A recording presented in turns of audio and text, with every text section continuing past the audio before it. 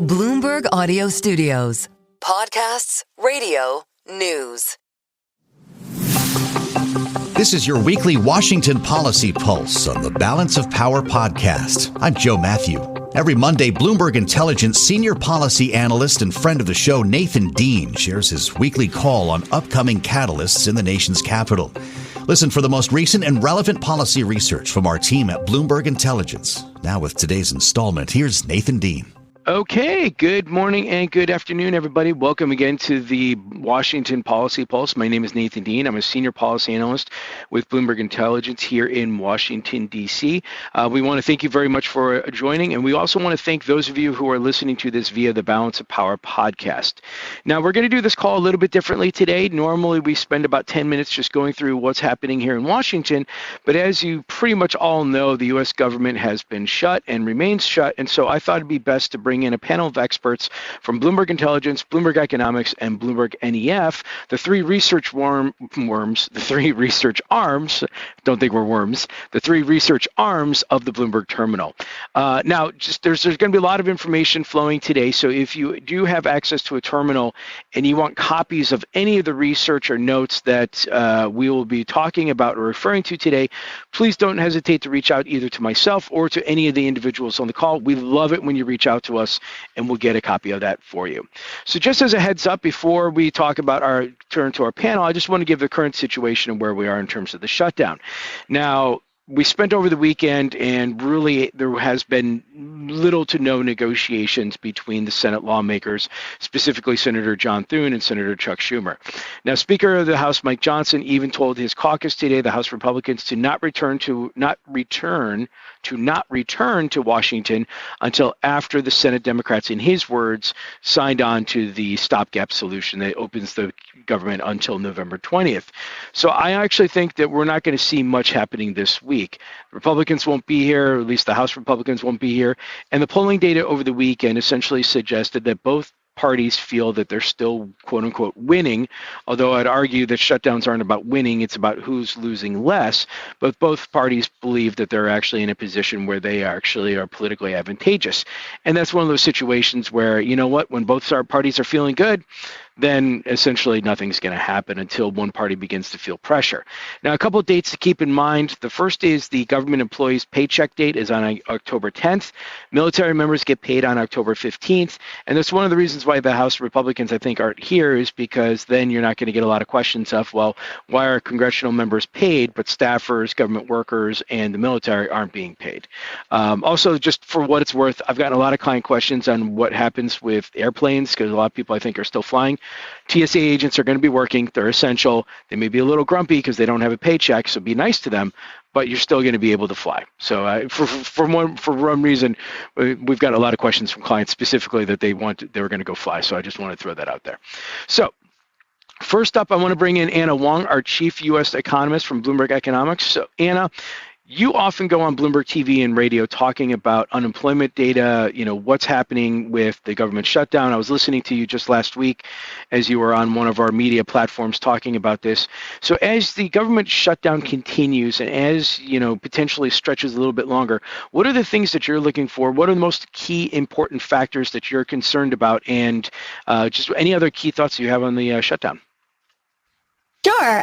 So I can give a few bullets on how the shutdown is affecting the economy. So first on GDP. So the rule of thumb for Fed staff is that for every week the government is shut down, it shaves off about 0.2 percentage point off the annualized real GDP growth in the quarter. So this negative effect would be recuperated the moment that the government reopens. But you can imagine if the shutdown lasts until mid-November, then there won't be enough time for the rest of the quarter to make up for the lost GDP, and you would start to see the overall quarterly GDP number be weaker as a result. But as long as the shutdown is over by mid-November, I expect very little impact on GDP. Now, for the labor market statistics, which is something the market pays a lot of attention to, non-farm payrolls, the way it records furloughed worker is that it doesn't. So furloughed government workers will still be counted as employed. They will be, so they won't knock off anything from the non-farm payrolls. However, a vendor in Washington, D.C. serving lunch to government workers, well, because there's no government workers working for a whole month, they may not be, most retail workers in restaurants, they are paid weekly. They may drop off the non-farm payroll. So it could, we can still see leisure and hospitalities seeing some impact from permanent impacts from the shutdown.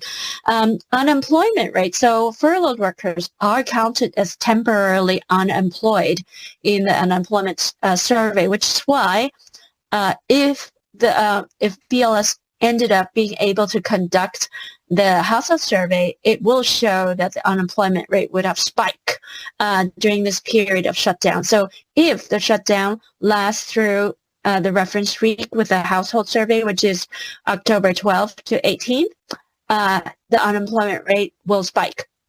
Now, there's a different issue of, will these data be collected at all? So if the shutdown lasts beyond the 18th of October, then the household survey collection would be disrupted, because it's the 18th where they would be starting to conduct these surveys, and it's very difficult for the BLS to, in November, next time they survey the household, to ask a backward question of were you employed in October? So the last time where we saw BLS had experienced such a big disruption to data collection was a long, long time ago. In fact, would have to be 2013. The 2018 shutdown, BLS was funded. So CPI and on-farm payroll was not disrupted. The 2013 shutdown, well, it was only October 1st to 16th. Right now, Polymarket has it at 70% that this shutdown will last beyond October 15th, meaning that most of October indeed would be, the data collection effort would be disrupted if the betting market were right.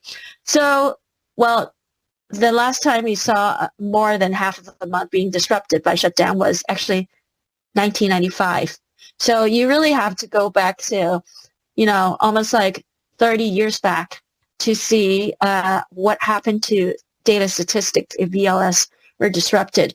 Now, getting to CPI, it looks like CPI won't be published after all, given if the betting market were right. And also, this would also mean that half the month, at least for October's CPI collection, would be disrupted. Fortunately, it seems that about 40 to 50% of the CPI basket is based on transaction and administrative data, which means that BLS could still have those records later on if they want to reconstruct October's CPI data. However, the housing survey is based on field agents. Also, food prices and restaurant prices are also based on field collection. So you would have half of the CPI basket being disrupted. Now, the significance of the October CPI collection being disrupted cannot be overstated, because this is actually the month that would determine the cost of living adjustment for Social Security. So again, the last time we saw October CPI being disrupted by shutdown was 2013, only partially.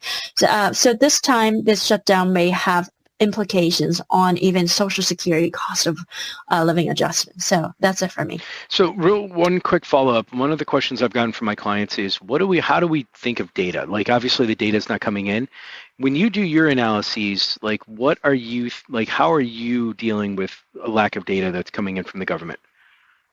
Okay, so we are very busy finding ways to plug this data gap. So on jobless claims every Thursday, fortunately, Department of Labor actually published state-level jobless claims data in the afternoon of Thursday. So our team will be compiling and coming up with a seasonally adjusted national database on these non-seasonally adjusted state-level jobless claims data that they have. So for jobless claims, we still have those data. Now, for non-farm payrolls with many private providers, last week we saw that ADP came out with a super negative number.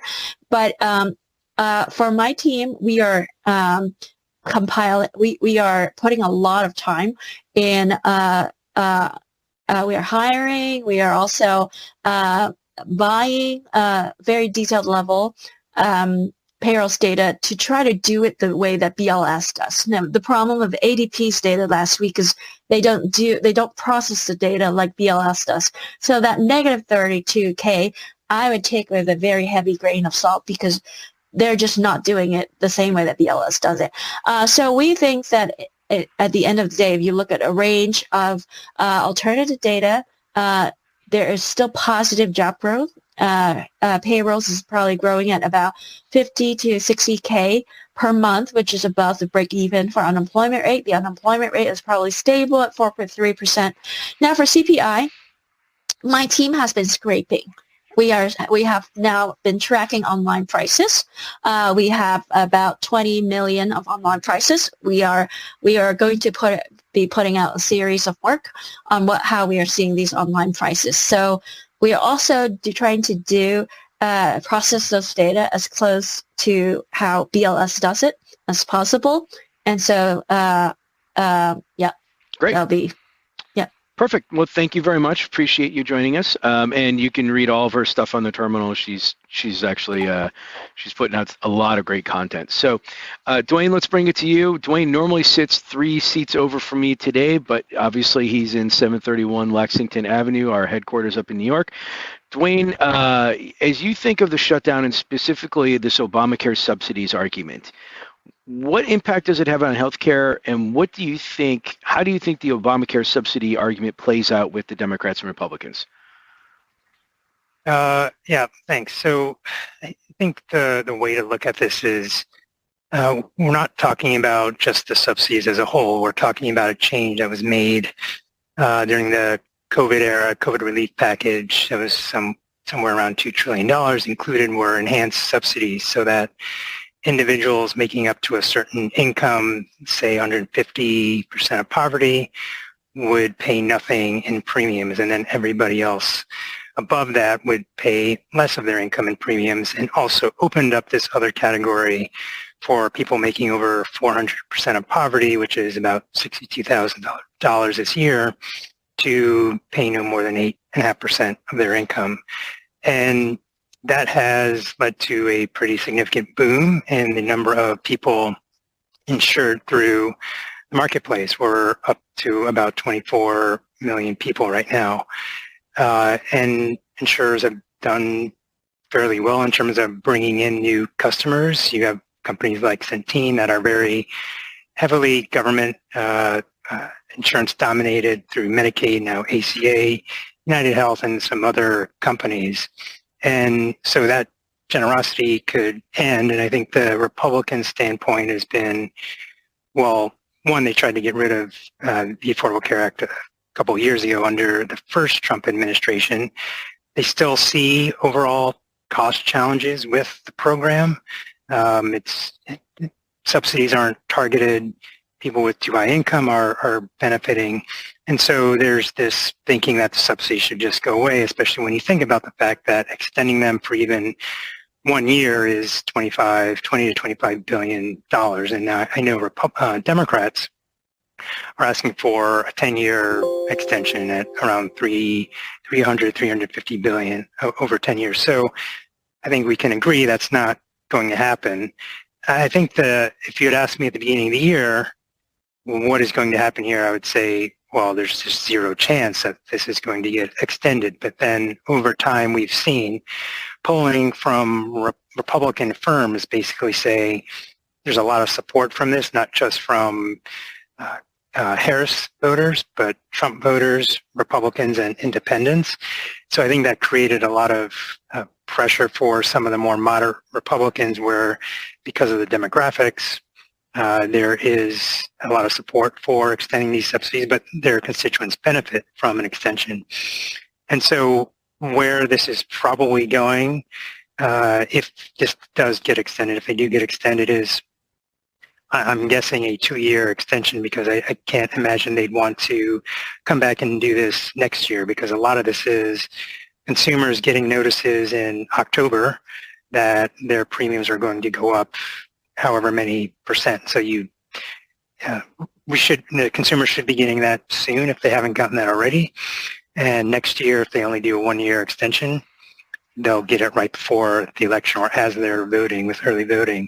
So the outlines of a compromise are there, where you can say, okay, if you're making over 400% of poverty, you either get no subsidy or less generous subsidy, and then everybody beneath that gets less generous. So it's not a $20 billion new cost, or if it's 2 years, 40 to 45 billion. So that's probably where we're headed. But time will tell in terms of what kind of commitments maybe Democrats are willing to accept, or at least a handful of Democrats are willing to accept to end the shutdown. As an alumna of the Senate, Dwayne is one of our Senate whisperers. What's your thought on when this ends? Oh, I can see this going another week, so into next week. I think that it seems as though there are conversations that are happening from a handful of members that probably didn't want to do this shutdown in the first place. And I think it ends with, again, some kind of agreement that there's a commitment now. It's not necessarily something that maybe Schumer will bless publicly, but it at least allows the party to move on. I think the base got their shutdown. There has to be some way out of this, and I think that's where we're heading, is a commitment to address this for probably 2 years. Sounds good. Well, thank you, Dwayne. Really appreciate it. Chris, let's go to you. Now, inside baseball information, folks, when we had our Bloomberg chat trying to figure out what we were going to talk about today, Chris comes in and says, I want to talk about econ statecraft tools, which sounds really, really cool to me. So, Chris, can you just give us a brief background of your role within Bloomberg Economics and the geoeconomics team, and what you'd like to talk about in terms of econ statecraft tools in the shutdown? Sure. Thanks, Nathan. Appreciate being able to join this morning. So I'm on the new geoeconomics team, part of Bloomberg Economics. Joined about 2.5 months ago. I was at the State Department prior to that, and also on the National Security Council under both Biden and Trump. So got to see some of the evolution of these tools into this new Trump administration. So just wanted to give a brief overview of how the shutdown is affecting the tools that are available to the Trump administration, starting with trade. As has been talked about, many of the trade investigations are continuing, especially those related to national security. So those are all of the Section 232 investigations, specifically focused on things like semiconductors, critical minerals, processed critical minerals. We expect to see a result of that at the end of this month.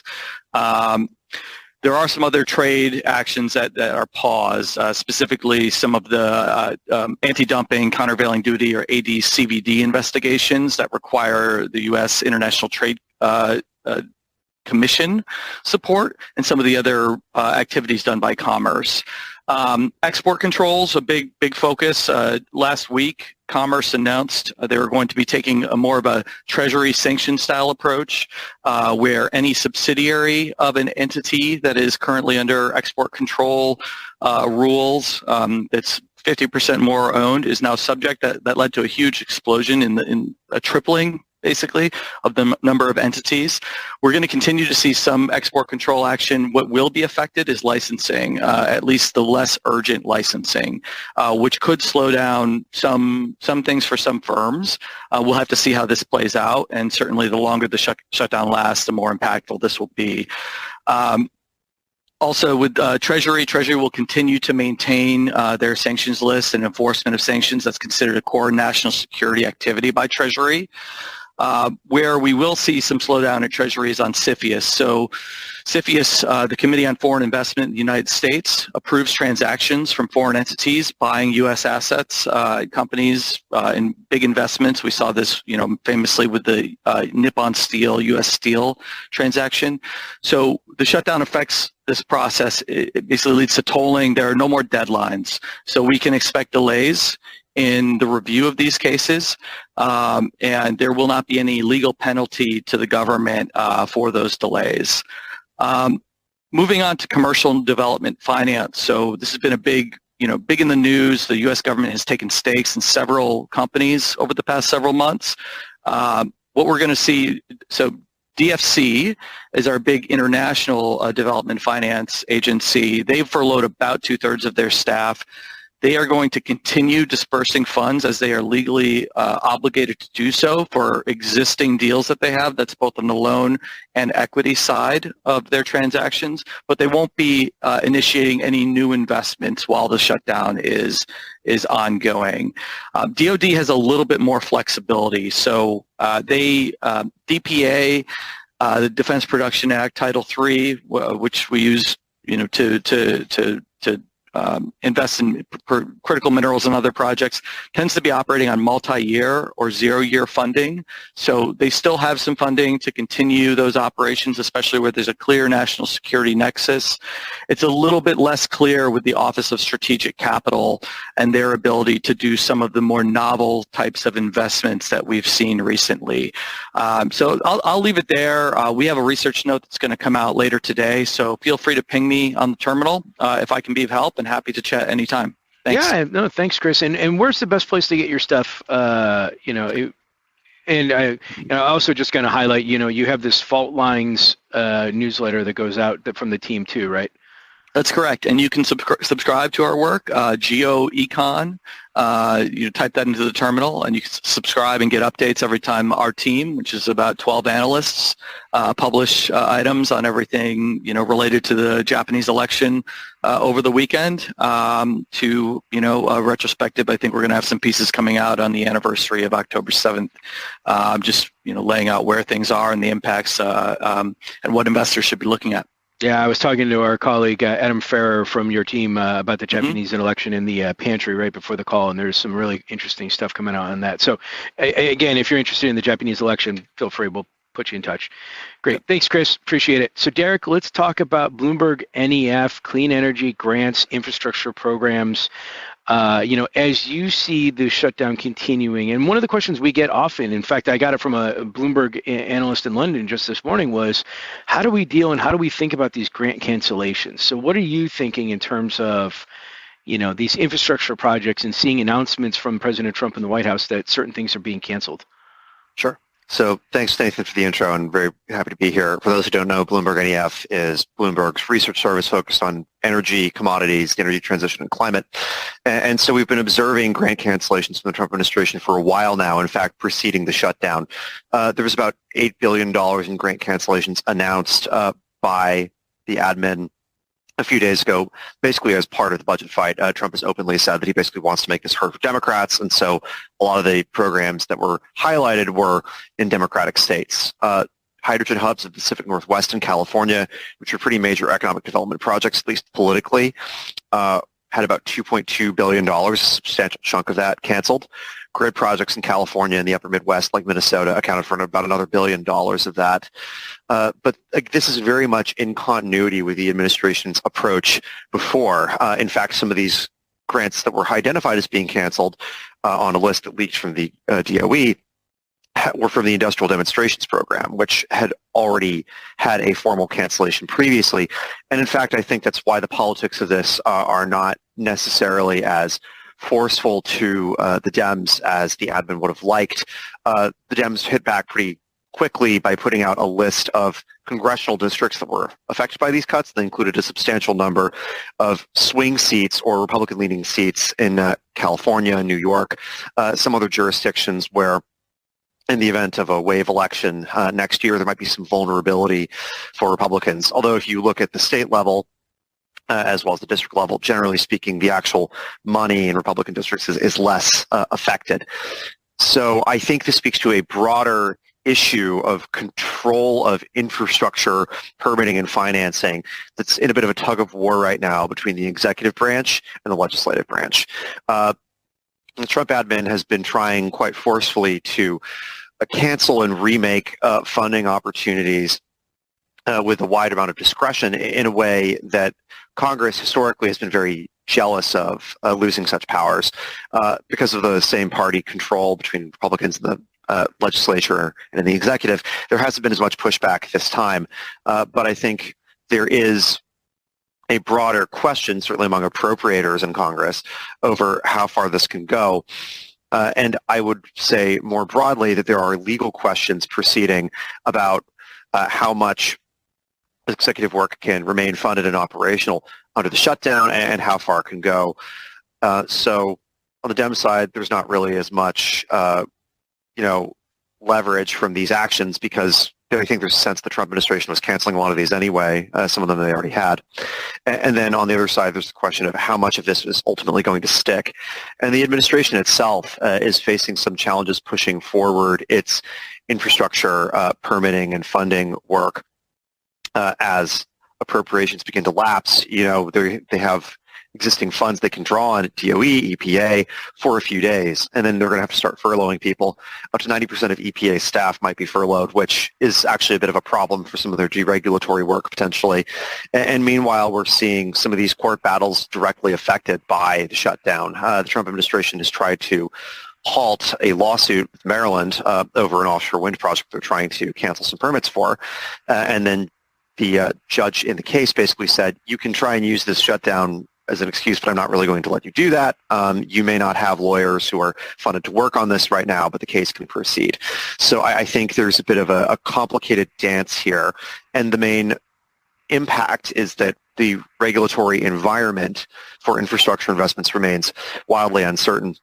And with the long-term impact that investors need to look at, I think one thing to look at down the line is what happens in Congress. As long as there's kind of bad blood on these funding and permitting negotiations, I think it hinders prospects for permitting reform in Congress because, as one of the Dems' main contentions here has been, they're not sure that there can be a really stable deal that they trust the Trump administration to enforce.